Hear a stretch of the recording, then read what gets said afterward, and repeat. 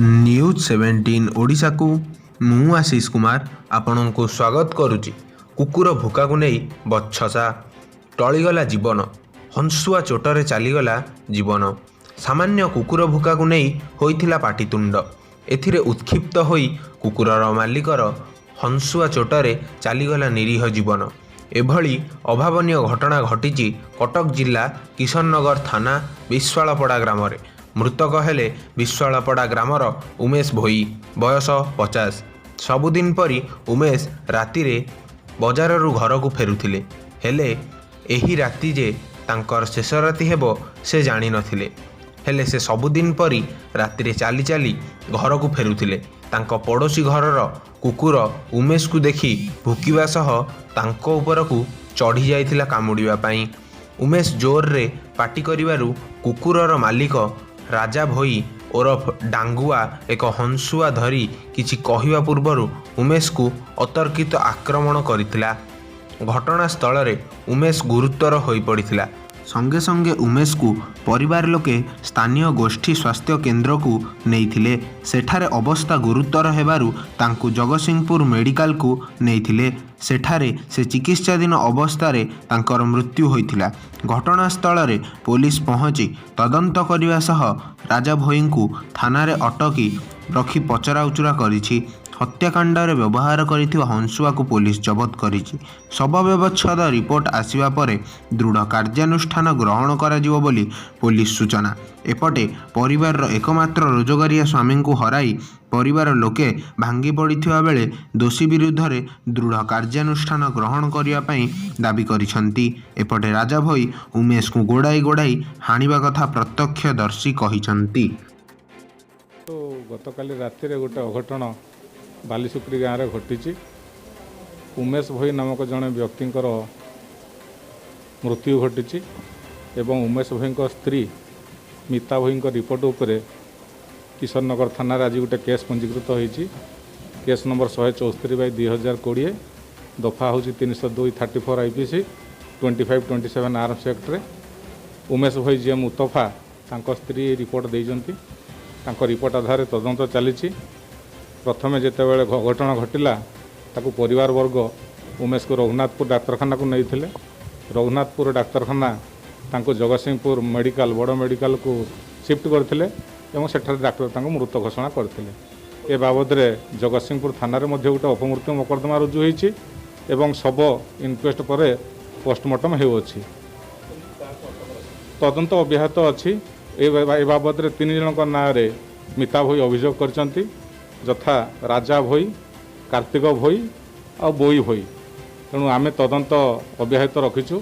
खूब शीघ्र आसामी मान को गिरफ्त करियो बोली आशा व्यक्त करूँ। घटना गोटे सडन प्रोभोकेशन कुकुर भोकिबा को नेकी हठात निज निज भितर कली तकारल होई ए अघटन घटी। मारिबारे गोटे अस्त्र व्यवहार होईछि। से अस्त्र मध्य जबत होईछि। हंसुआ गोटे जबत होईछि घटनास्थल एवं तदंत अब्याहत रही। साइंटिफिक टीम आसी घटनास्थल मध्य परिदर्शन करछंती। खूब शीघ्र आसामी माने गिरफ हेबे। ए बाबद रे आमे पचराउचरा जारी रखीचु। अन्य तदंत जारी रखीचु। अटक लोकन को पचराउचरा मध्य जारी रखीचु। खूब शीघ्र तांको गिरफ करा जिवो। ए बाबद रे आमे जणे 2 जन को गिरफ अटक रखीचु।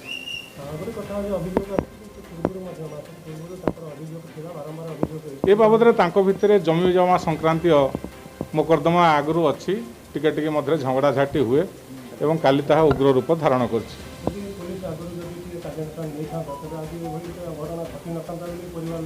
नहीं तांको मध्य वाद विवाद सब रही थाए। पुलिस मध्य तदंत करिकी इनक्वारी करिकी घटनार समाधान करिथाए।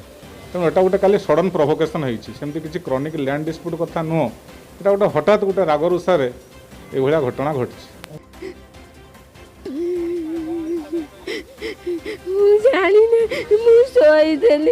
समस्ते दौड़ा दौड़ी गला बापा आसते कहले कुकुर रखुन चढ़ी जाती कथा जमी कहते। से जो राजा भोई आसला कार्तिका भोई धरला बापा को से राजा भोई हाणी बोलला खाली 9टा राति।